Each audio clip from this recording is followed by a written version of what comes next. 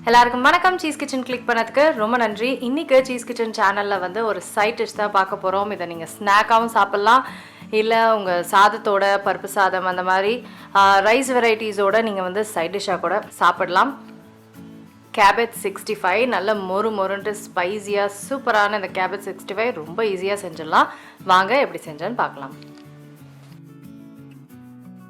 Cabbage 65க்கு வந்து நான் cabbage வந்து இந்த அளவுக்கு நான் கட் பண்ணியிருக்கேன். நீங்கள் நீட்டமாக கூட கட் பண்ணிக்கலாம். இப்போ இதில் வந்து நம்ம இன்க்ரீடியன்ட்ஸ் ஆட் பண்ண ஆரம்பிக்கலாம். முதல்ல வந்து சில்லி பவுடர் சேர்க்குறேன், மஞ்சள்,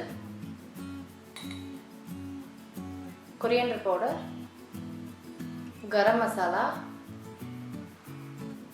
அப்புறம் கலருக்காக வந்து காஷ்மீரி சில்லி பவுடர் சேர்க்குறேன், உப்பு, இஞ்சி பூண்டு விழுது, அடுத்தது வந்து அரிசி மாவு, கடலை மாவு,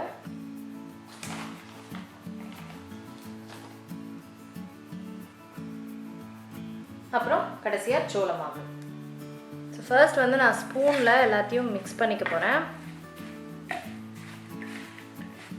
ஸோ தண்ணி போட்டு கலக்கும் போது இன்னும் ஈஸியாக இருக்கும்.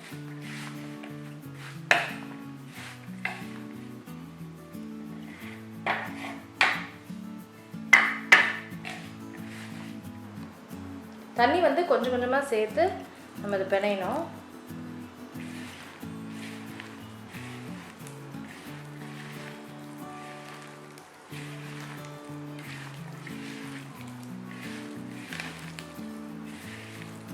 ஸோ இந்த அளவுக்கு வந்து நான் பிணைஞ்சிட்டேன். ஸோ இந்த அளவுக்கு இருக்கணும், பிடிக்கிற அளவுக்கு நம்ம அப்படியே இப்படி போடுற அளவுக்கு இருக்கணும். ஸோ இப்போ நம்ம வந்து எண்ணெய் சூடு பண்ணி வறுக்க ஆரம்பிச்சிடலாம்.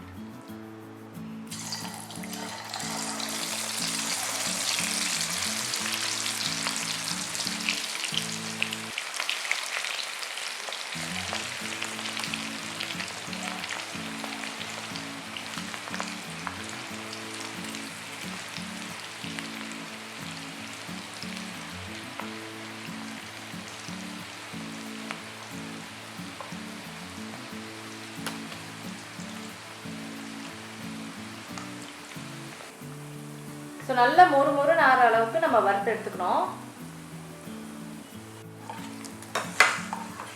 நல்லா மொறுன்னு ஆயிடுச்சு. ஸோ எடுத்துடுறேன்.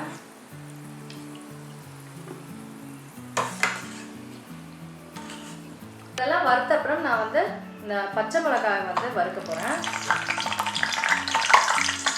ஸோ அந்த பக்கோடா அந்த 65யோட சேர்த்து சாப்பிடும்போது நல்லாயிருக்கும்.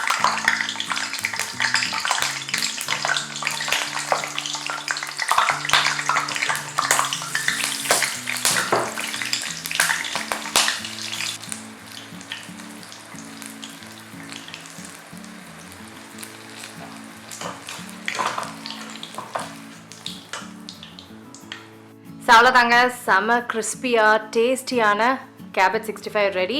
கண்டிப்பாக ட்ரை பண்ணி பாருங்கள். நான் உங்களை சீக்கிரமாக அடுத்த வீடியோவில் சந்திக்கிறேன். வணக்கம்.